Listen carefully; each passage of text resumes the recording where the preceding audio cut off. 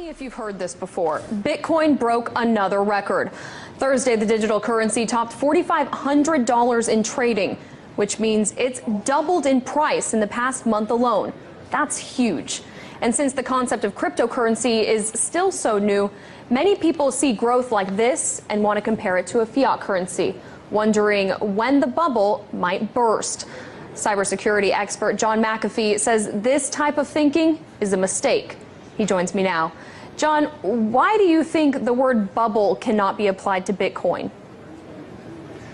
Well, first and foremost, Bitcoin is not a fiat currency. It costs over $1,000 to create a Bitcoin today in electricity and computing costs. Second, the value of Bitcoin is linked to the number of users and the number of transactions. It is not a speculative investment, even though it is being used as such by many people. As the Bitcoin network grows, the value of Bitcoin grows. As people move into Bitcoin for payments and receipts, they stop using US dollars, euros, Chinese yuan, which in the long term devalues these currencies. So what you're seeing is more of a currency devaluation than a bubble in Bitcoin. As more people use it, it has more intrinsic value. And again, the cost of producing a Bitcoin increases with the value of the Bitcoin. So this is not something that we're pulling out of thin air. This is something that's created with massive amounts of electricity and computing power. Well, someone who disagrees with you on the term of bubble when it comes to Bitcoin is Mark Cuban. Back in June, he tweeted, "I think it's a bubble. I just don't know when or how much it corrects." When everyone is bragging about how easy they're making money, that equals a bubble. Now, when he tweeted that, Bitcoin dipped in price.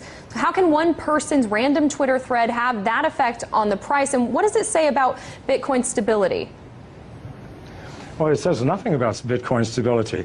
After it dropped $500, it's now at 44. So these temporary fluctuations are meaningless, created by speculators, people who do not understand the fundamental technology of the blockchain. Those who do know that in the long term, these fluctuations will make no difference. The more people who use Bitcoin, the more valuable it will become. This is the only metric we can use.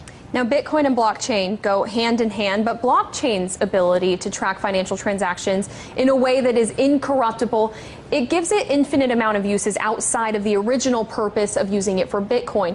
Do you see blockchains overtaking certain aspects of the financial system as we know it now? It will take over all aspects.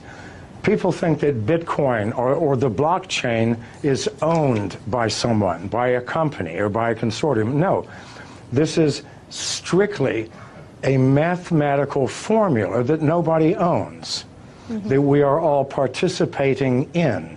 And we use the blockchain for everything from fixing supply chain problems in corporations to verifying the authenticity of the sender and receiver in a financial transaction. It is the most powerful technology that the world has seen, I believe, since the invention of agriculture. Now, John, we've showed our viewers Bitcoin's rise just in the past month, and we can show it to them again if it's up there. But on July 17th, 1 month ago, you tweeted that Bitcoin's low of 1,800 yesterday simply could not be maintained. In the long term, Bitcoin moves above 500,000 within 3 years. Bet, you ask? So I ask you, John, do you stand by your statement? Well, keep in mind, as Bitcoin grows and grows in value, other currencies, national currencies, are going to decline. So the advantage to using Bitcoin, the advantages are huge. If I do a wire transfer, it'll take me 24 hours. If I do a Bitcoin transfer, it takes me 30 seconds. It is instantaneous. I know people who do not use any other currency now other than Bitcoin. They buy their houses, their cars, everything using Bitcoin by connecting to other users who sell the things that they need. As more and more people use this, what will happen to national currencies?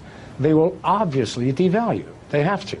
So that 500,000 includes a massive devaluation in the US dollar. which absolutely has to come if Bitcoin continues to grow at its current rate. Well, it's certainly a community effort, and the Bitcoin community and for other cryptocurrencies, it's only growing. John MacAfee, founder of MacAfee Incorporated, thank you so much for your thoughts today.